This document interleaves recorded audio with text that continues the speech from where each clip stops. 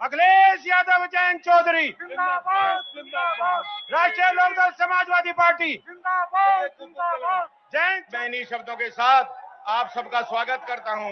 ये बेरोजगारी बढ़ाने वाली सरकार, बहुत बहुत धन्यवाद, बहुत बहुत धन्यवाद। जय हिंद, जय भारत, बहुत बहुत शुक्रिया।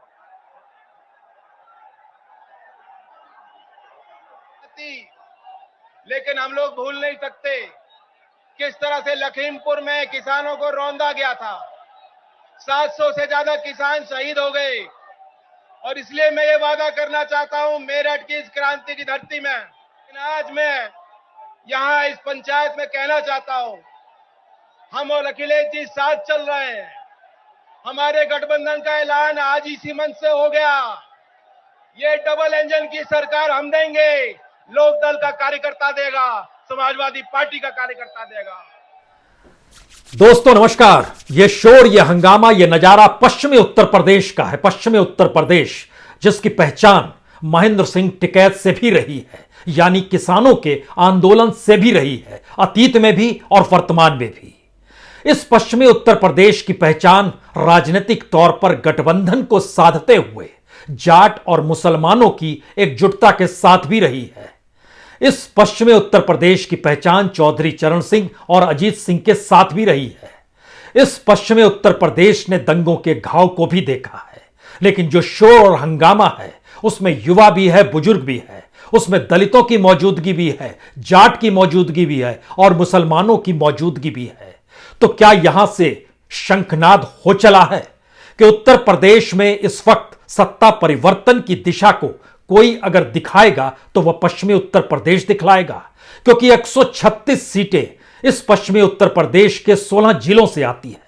पिछली बार 136 में से 109 सीटों पर बीजेपी जीत गई थी। एक लिहाज से कहिए तो सारे समीकरण जो भी विपक्ष के रहे, जो भी मंडल के दौर से निकले, जो भी किसानों के बीच से निकले, सब कुछ धराशायी हो गया।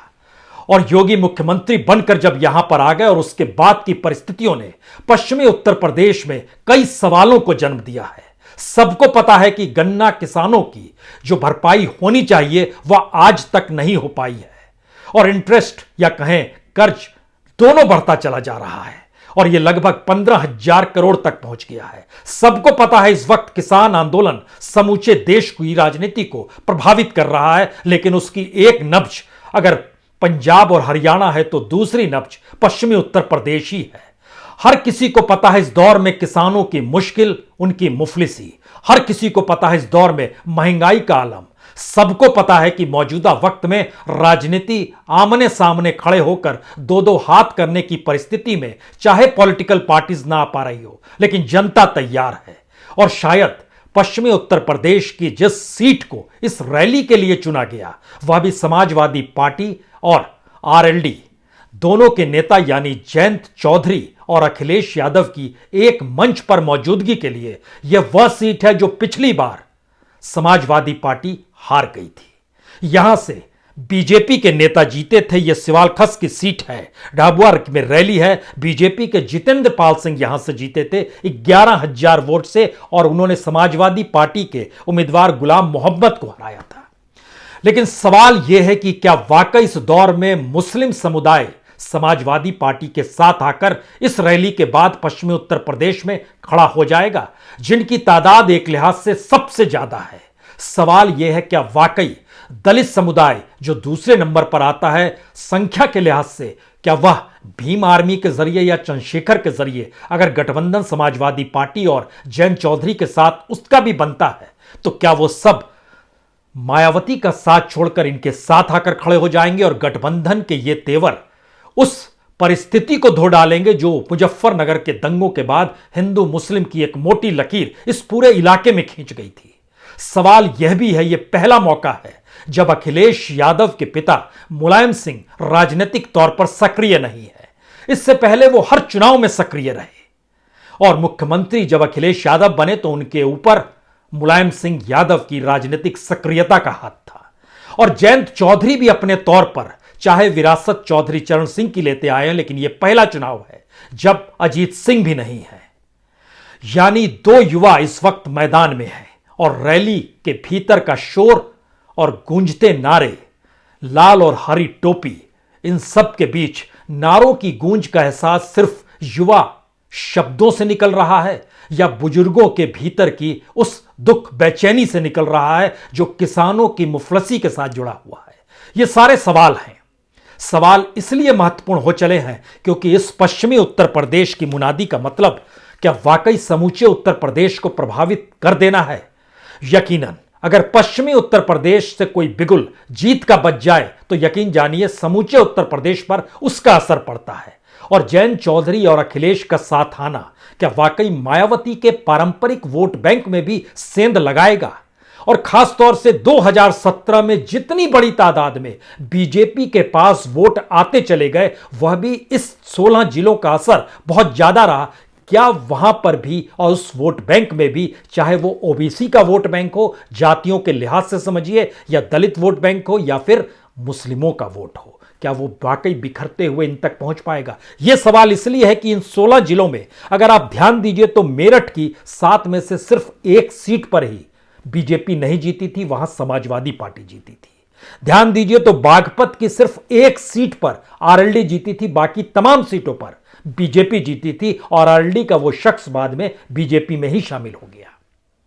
ध्यान दीजिए तो सहारनपुर की 3 सीटें बीजेपी ने खोई थी, जिसमें से एक पर अगर समाजवादी पार्टी जीती थी तो 2 कांग्रेस जीती थी। मुरादाबाद की 6 में से 4 सीटें खोई थी बीजेपी ने, उसमें से चारों सीट पर समाजवादी पार्टी जीती थी। जो खास तौर से अमरोहा का इलाका है, वहां सिर्फ एक सीट बीजेपी ने खोई थी, उस एक सीट पर समाजवादी पार्टी जीती थी। फिरोजाबाद में एक सीट बीजेपी ने खोई थी, वह भी समाजवादी पार्टी ने जीती थी। यानी ध्यान देने की स्थिति है, जिन 27 सीटों पर विपक्ष जीती 2017 में, वहां पर 27 में से 21 सीटों पर समाजवादी पार्टी थी। सवाल यह है, क्या वाकई जयंत चौधरी यानी आरएलडी का वोट बैंक शिफ्ट हो जाता है अगर समाजवादी पार्टी के पक्ष में, तो स्थितियां इस 136 सीटों की पूरी तरीके से बदल जाएगी? सवाल यह है, क्या वाकई जाट और मुसलमान तमाम 8 बरस पहले, उस वक्त अखिलेश यादव की ही सत्ता थी। अखिलेश यादव की सत्ता के वक्त ही मुजफ्फरनगर के दंगों को इस पूरे इलाके ने देखा था और उसके घाव को कैसे उभारा जाए, इसका प्रयास लगातार हो रहा है। चाहे राज्य के मुख्यमंत्री जब वहां पहुंचते हो तो उस दर्द को कुरेदते हो, बताते हो इन इलाकों से अब पलायन रुक गया है, अब यहां पर दर्द, यहां पर डर और भय नहीं है, इन बातों का जिक्र होता है। यानी वह कुरेदना चाहते हैं, यानी बीजेपी अपने तौर पर उभारना चाहती है मुजफ्फरनगर के दंगों को। सवाल यह है, क्या उस दंगे से आगे इस वक्त का युवा निकल चुका है, जिसकी सबसे बड़ी तादाद वोटरों के तौर पर इस इलाके में है? क्योंकि जो भीड़ दिखाई दी मेरठ के, जिस ग्राउंड पे भीड़ दिखाई दी और जिस सीट को पिछली बार बीजेपी ने जीता था, क्या उसमें भी कहीं इस बात का शगुन यहां से निकला है कि भाईचारा जिंदाबाद का नारा लग रहा है? या फिर जो पहली फोटो पिछली बार जयंत चौधरी और अखिलेश यादव की एक साथ आई थी, तो उसमें बढ़ते कदम शब्द ही लिखा था जयंत चौधरी ने, और अखिलेश यादव ने लिखा था जयंत चौधरी के साथ बदलाव की ओर, और यह परिवर्तन रैली के तौर पर देखा जा रहा है। इन सारी परिस्थितियों को जब आप मिलाएंगे तो हमें लगता है आज इन दोनों नेताओं के कुछ अतीत के पन्नों को खोलने की जरूरत है, क्योंकि जिस इलाके में रैली हुई और जिस इलाके से मुनादी होनी है, वहां पर मुस्लिमों की तादाद सबसे ज्यादा 27 से 30% के बीच है, दलितों की संख्या 20 से 25% के बीच है। यानी ये दोनों गठबंधन बड़ा मायने रखता है। और मायावती का वोट बैंक अपना कभी भी डिगता नहीं है, चाहे अखिलेश की सरकार आए, चाहे योगी की सरकार आए, चाहे उनकी खुद की सरकार क्यों ना आए। बहुत ज्यादा वोट बैंक दाएं बाएं नहीं होता है मायावती का, उसमें सेंध भीम आर्मी कितना लगा पाएगी, यह भी अपने आप में इन 16 जिलों को लेकर एक सवाल है। यहां पर जाट की तादाद लगभग 12 से 17% के बीच बताई जाती है, गुज्जरों की तादाद 4% बताई जाती है, जो नॉन जाट ओबीसी है उसमें गुज्जर 4% है, सैनी 4% है, कश्यप 3% है, पाल 2% है। यानी इस पूरे इलाके में गठबंधन की राजनीति से जीत मिल सकती है, यह मंत्र पहले इससे अजीत सिंह ना समझ पाए, लेकिन जयंत चौधरी समझ गए। यह सवाल इसलिए बड़ा महत्वपूर्ण है क्योंकि जब आप आरएलडी के पन्नों को खोलिएगा तो आरएलडी के पन्नों को पूरे उत्तर प्रदेश के हिसाब से अगर खोलना शुरू कीजिएगा और चले जाइए उस दौर में जब मायावती की सत्ता 2007 में आई थी, उस समय आरएलडी अजीत सिंह संभाले हुए थे और वो 254 सीटों पर चुनाव 2007 में लड़ी थी, सिर्फ 10 सीटों पर जीत मिली। 222 पे जमानत जब्त हो गई। जो वोट मिले थे वो तकरीबन 19,29,29 के लगभग वोट थे। 2012 में आई है, आरएलडी को लगभग 46, वो वहां पर गठबंधन करती है 2012 में, और उसको 46 सीटों पर अपने उम्मीदवारों को खड़ा करती है और 9 सीटों पर जीत मिलती है। 20 सीटों पर जमानत जब्त होती है। वोट लेकिन कम होता है, 19 लाख से घटकर वो 17.5 लाख आता है। 2017 में 217 सीटों पर अपने बूते खड़े होने की मंशा अजीत सिंह पालते हैं, ये कहते हुए यह मेरा आखिरी चुनाव है। लेकिन सिर्फ जीत 1 सीट पर मिलती है, वह भी जीत उन्हें नहीं मिलती है, जबकि बहुत भावुक तौर पर उन्होंने कहा था यह मेरा आखिरी चुनाव है। बागपत से चुनाव लड़ रहे थे, उनको जीत नहीं मिली। 1 सीट पर जीत, 266 सीटों पर जमानत जब्त, वोट तकरीबन 2 लाख फिर कम हुआ। 15.5 लाख वोट मिले थे आरएलडी को। यह आरएलडी की स्थिति है। लेकिन इसके ठीक समानांतर अगर इस राज्य के भीतर में समाजवादी पार्टी को आप देखेंगे तो 2007 में उसको, जिस समय मायावती की सरकार आई थी, 393 सीट पर चुनाव लड़ने के बाद उनको 97 सीट मिली थी। 70 सीटों पर जमानत जब्त हुई थी, लेकिन वोट जो मिला था वो तकरीबन 1,32,00,000 था। 2012 में ये वोट 2,20,00,000 हो गया। एक लिहाज से समझिए उस समय 2012 में अखिलेश यादव की सत्ता आ गई। गठबंधन की राजनीति में आरएलडी उनके साथ। अब 400 उस समय साथ इस रूप में नहीं थी कि वह उनके साथ वोट शेयरिंग हो जाए। बाद में स्थितियां कुछ बनाई गई, लेकिन उससे कोई लाभ नहीं हुआ। लेकिन अखिलेश यादव अपने बूते 224 सीटें जीत गए। उनके वोट की तादाद 2,20,00,000 पहुंची। लेकिन जिस वक्त योगी सरकार आती है 2017 में, पिछली बार, उस समय उनके वोट लगभग 40 लाख कम हो जाते हैं और वो लगभग 1,30,00,000 का ये कम हो जाते हैं, 1,90,00,000 पर आते हैं। यानी 2,20,00,000 से घटकर 1,90,00,000 पर आ जाते हैं और सिर्फ 47 सीटों पर जीत मिलती है। 311 सीटों पर वह अपने उम्मीदवारों को खड़ा करते हैं। गठबंधन की राजनीति कर रहे थे।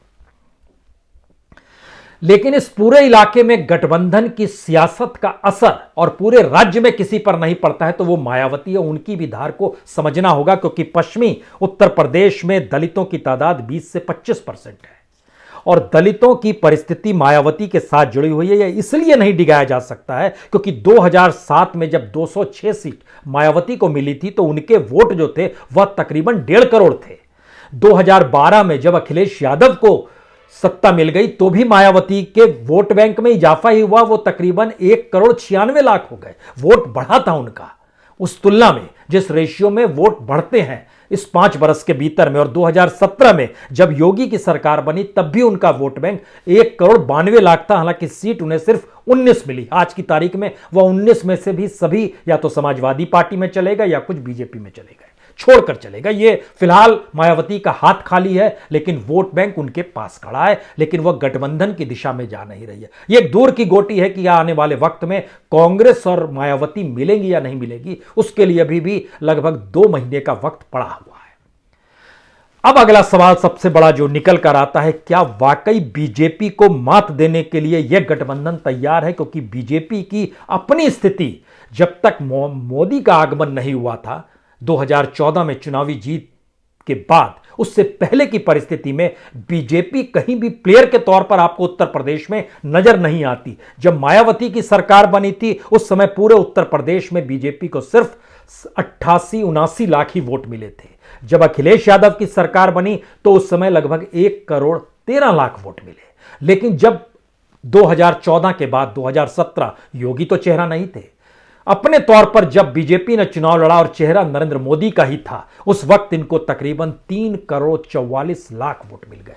क्या इस वक्त उनका वोट दोबारा 2012 या 2007 की परिस्थिति में बीजेपी का आ जाएगा? जो हवा बन रही है और जो दिखाई दे रहा है उसमें योगी के लिए मुश्किल होती चली जा रही है, क्योंकि लोगों के भीतर का गुस्सा और लोग ये जब समझने लगते हैं कि बीजेपी को हरा रहे हैं तो वह पूरा विपक्ष जिस शोर शराबे में खो जाता है, वह नजारा आपको पश्चिमी उत्तर प्रदेश में इस रैली में दिखाई दे रहा होगा। तो क्या वाकई यहां से मुनादी हो गई या फिर कांग्रेस और बीएसपी किसी के वोट काटेगी या किसी को बांटेगी तो फिर विपक्ष का समूह एकजुट नजर नहीं आएगा। लेकिन यहां पर एक चीज समझने की जरूरत जरूर होनी चाहिए। पहली बार उत्तर प्रदेश के भीतर में या तो बीजेपी है या बीजेपी नहीं है। इस परिस्थिति में इस चुनाव को कौन ले जा पाएगा? और क्या कोई यह मानकर चल रहा है, जैसे अखिलेश कहते हैं हम 401 सीट जीत रहे हैं, जैसे ही वो कहते हैं 401 सीट जीत रहे हैं वैसे ही बीजेपी शोर मचाती है। याद कीजिए, उस दौर को याद कीजिए, दंगों को याद कीजिए, गुंडागर्दी को याद कीजिए, लूटपाट और दबंगई को याद कीजिए। इन बातों का जिक्र होता है, इससे कतई इनकार नहीं है। लेकिन सवाल पहली बार यह है, क्या ऐसी परिस्थिति बन रही है? क्योंकि पश्चिमी उत्तर प्रदेश के भीतर घाव अभी भी भरे नहीं है। जाट और मुसलमानों के बीच दूरियां अभी भी है। इन दूरियों को क्या ये दोनों नेता पाट पाएंगे, जिनकी अपनी पहचान राजनीतिक तौर पर अभी तक विरासत के साथ चलते हुए थी? जब हम आरएलडी का जिक्र कर रहे थे तो इसमें हमको लगा जयंत चौधरी का जिक्र इसलिए करना चाहिए क्योंकि जयंत चौधरी पहली बार बतौर चौधरी जयंत के तौर पर अपनी पार्टी को संभाल रहे हैं। और आरएलडी की स्थिति में जयंत चौधरी 2009 में चुनाव जीते थे लोकसभा का मथुरा से। मथुरा एक ऐसी जगह है, जब वो 2009 में चुनाव जीते थे तो कहा गया था कि 1984 में चौधरी चरण सिंह की पत्नी गायत्री देवी जब चुनाव हारी थी और 2004 में जब अजीत सिंह की बहन जानकी ज्ञानवती देवी वह भी चुनाव हारी थी तो उसका बदला अपने तौर पर लिया है, क्योंकि उनको हराने वाले दोनों वक्त में उस समय कांग्रेस के नेता हुआ करते थे। उन्होंने उन दोनों को हराया, तो ऐसे में जयंत चौधरी ने अपने तौर पर जीत हासिल की। सवाल सबसे बड़ा यही है कि 2009 के बाद क्यों जयंत चुनाव नहीं जीत पाए? क्योंकि 2009 के बाद 2014 में हेमा मालिनी ने उन्हें हराया और हेमा मालिनी के जो वोट थे वो तकरीबन दुगने थे, दुगने से भी ज्यादा थे। जयंत चौधरी को मथुरा में जो वोट मिले थे वह 2,43,00,000 वोट मिले थे और हेमा मालिनी को 5,74,000 वोट मिले थे। यानी एक तरफ 53%, दूसरी तरफ 22%। उसके बाद ध्यान दीजिए, जयंत चौधरी उस सीट से हटते हैं और बागपत चले जाते हैं, जो कि उनकी पारंपरिक सीट थी। 2019 में वह उस सीट पर चले जाते हैं। 2019 से पहले 2014 में उस सीट पर अजीत सिंह जब आखिरी चुनाव का ऐलान कर रहे थे तो वहां पर उनको तीसरे नंबर पर आना पड़ा था। सतपाल सिंह जो बीजेपी के थे, मोदी की हवा थी और तकरीबन 4,23,000 वोट उन्हें मिले। अजीत सिंह भावुक ऐलान के बावजूद भी, आखिरी चुनाव चढ़ने के बाद भी उनको तकरीबन 2 लाख भी वोट नहीं मिल पाए। 1,99,000 वोट उनको मिले थे। लेकिन 2019 में कहा जा रहा था कि अब पारंपरिक सीट, पारंपरिक हम इसलिए शब्द का इस्तेमाल कर रहे हैं कि चौधरी चरण सिंह यहां पर 1977 में जीते, 1980 में जीते, 1984 में जीते। उसके बाद अजीत सिंह आ गए, वो 89 में जीते, 91 में जीते, 96 में जीते, 97 में जीते, 99 में जीते, 2004 में जीते, 2009 में जीते, 2014 में हार गए। तो 2019 में जब सामने जयंत चौधरी आए तो उनको वोट और बहुत सत्यपाल सिंह को उन्होंने लगभग कांटे की टक्कर दी, लेकिन हार गए। 48% वोट यानी तकरीबन 5 लाख वोट मिले और दूसरी तरफ 5,25,000 वोट सत्यपाल सिंह को मिल गए। वह किसी तरह जीत गए। तो क्या एक दूरी तय की जयंत चौधरी ने अपने आप को संघर्ष करते हुए, बताने की कोई जिस सीट से उनके अपने पिता हार गए थे उसमें कड़ी टक्कर देकर सिर्फ 23,000 वोटों से हारे? एक तरफ यह है, दूसरी तरफ बड़ा उज्जवल अतीत है अखिलेश यादव का। हम इसलिए कह रहे हैं क्योंकि अखिलेश यादव एक लिहाज से कभी भी हारे नहीं है। अखिलेश यादव की अपनी पहचान जो रही है, अगर उन पन्नों को आप पलटना शुरू कीजिएगा तो सन 2000 में चले जाइए। अखिलेश यादव वहां पर बाई इलेक्शन में जीते थे। 2000 में उन्होंने बीएसपी के कैंडिडेट को हराया, 2004 में फिर बीएसपी के कैंडिडेट को हराया, 2009 में फिर बीएसपी के कैंडिडेट को हराया, 2014 में उस सीट को 2009 के बाद 2012 में वह सीट को छोड़ देते हैं और मुख्यमंत्री बन जाते हैं। 2014 में उनकी पत्नी उसी सीट से आती है, कन्नौज से, वह जीतती है। लेकिन 2019 में वहां पर सुब्रत पाठक बीजेपी के उनको हरा डालते हैं, यानी डिंपल यादव वहां हार जाती है। वह चेंज जब सीट करते हैं तो वह चले जाते हैं किस सीट पर? आजमगढ़।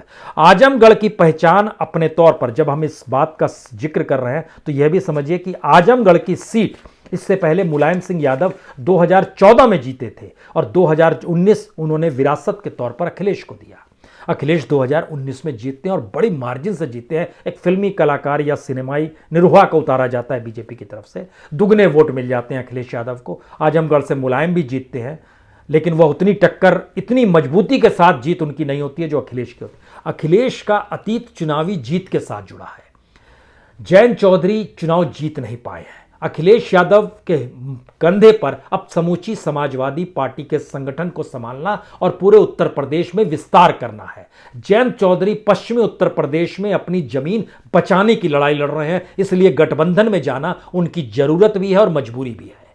सवाल यह है कि वोट ट्रांसफर कितना कैसे होगा, क्योंकि जब हम आंकड़ों के लिहाज से समझे तो मुस्लिम, दलित, जाट, क्या ये वोट आपस में ट्रांसफर होते हैं? एक तरफ जाट है और दूसरी तरफ मुस्लिम है, क्या ये वोट वाकई ट्रांसफर होंगे? क्योंकि इन दोनों के वोट बैंक को अगर जोड़िएगा तो ये दोनों मिलकर लगभग 40% हो जाते हैं। लेकिन क्या वोट ट्रांसफर होंगे? कांग्रेस हमेशा आरोप लगाती रही कि हमारे वोट चले जाते हैं समाजवादी पार्टी के पास, समाजवादी पार्टी के वोट हमारे तक नहीं आ पाते हैं। इन आरोपों को वो लगातार लगाती रही।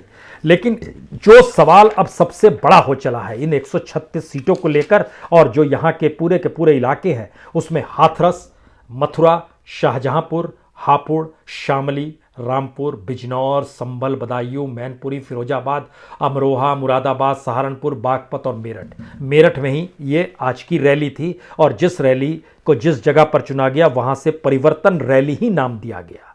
और इन जगहों का प्रचार कहते हैं कि मुजफ्फरनगर दंगों का असर खास तौर से 71 विधानसभा सीटों पर हुआ था। उसमें से 51 सीटें बीजेपी, 51 सीटें बीजेपी जीत गई थी मुजफ्फरनगर दंगों की छांव तले। और इसको अखिलेश यादव उस वक्त नहीं समझ पाए, इसको उस वक्त आरएलडी नहीं समझ पाई। लेकिन जब 71 में से 51 सीटें वो जीत गए इस प्रभावित इलाके में से, तब इन्हें समझ में आया कि दरअसल बांटना नहीं, जोड़ना है, भाईचारा का नारा लगाना है। शायद इसीलिए आगे बढ़ते हुए कदम में भाईचारा शब्द को जोड़ा गया। अब जो आखिरी सवाल सबसे बड़ा हो चला है, क्या इस इलाके के किसान पूरे तरीके से समाजवादी पार्टी और आरएलडी के गठबंधन के साथ खड़े होंगे?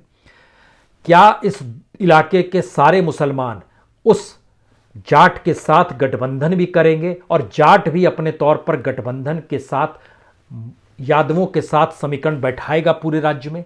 और वोट ट्रांसफर की परिस्थितियां क्या तय हो जाएंगी? अगर ध्यान दें तो बीजेपी ने जिस एकला चलो का रास्ता अपनाया पश्चिमी उत्तर प्रदेश में, खास तौर पर यहां पर उसे कोई सहयोगी नहीं चाहिए, यहां पर उसको दंगे की छांव चाहिए, दंगे की एक आहट चाहिए, दंगे का एहसास और दंगे के घाव का एक कहीं ना कहीं उभार चाहिए जिसमें हर शब्द जुड़ा हो, जो जाति छोड़कर हिंदू मुस्लिम की परिस्थितियों में लाकर बांट दे। क्योंकि जैसे ही ये लकीर खिंचती है वैसे ही जाति शब्द खत्म हो जाता है, हिंदू मुस्लिम शब्द का उभार हो जाता है।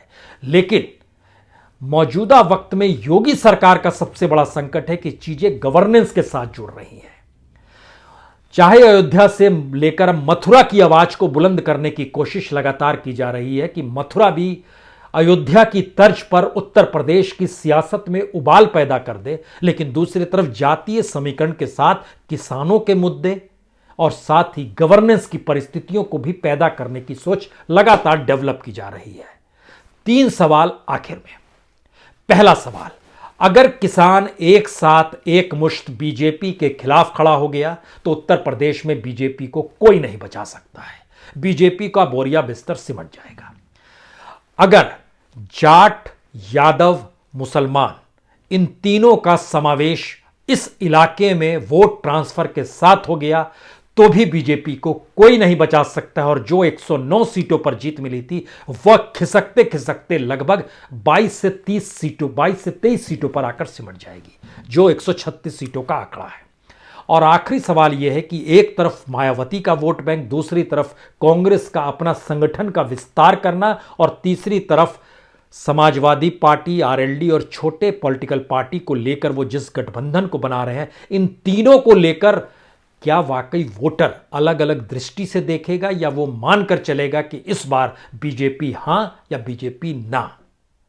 अगर इस स्थिति में युग पर खड़ा हो चला है, जो शायद आज की रैली के शोर हंगामे के बीच और भीड़ में लहराते हुए लाल और हरे टोपी और झंडे के साथ, युवा और बुजुर्गों की मौजूदगी के साथ, जाट और मुसलमानों की उपस्थिति के साथ इस 30 बीघा के मैदान में जो शोर दिखाई दिया, वो शोर का अंदेशा पूरब तक पहुंचेगा। उसी पूरब तक जहां आज प्रधानमंत्री मोदी और राज्य के मुख्यमंत्री योगी मौजूद थे, जिन्होंने 2 दावे बड़े किए, एक इंफ्रास्ट्रक्चर का दावा और एक एम्स का दावा। संयोग से अगली बार जुड़ेंगे तो उसका सच भी आपको बता देंगे, क्योंकि उस दावे में कितने छेद हैं ये बताने की जरूरत होनी नहीं चाहिए, फिर भी बताया जाएगा। बहुत बहुत शुक्रिया, बहुत बहुत शुक्रिया।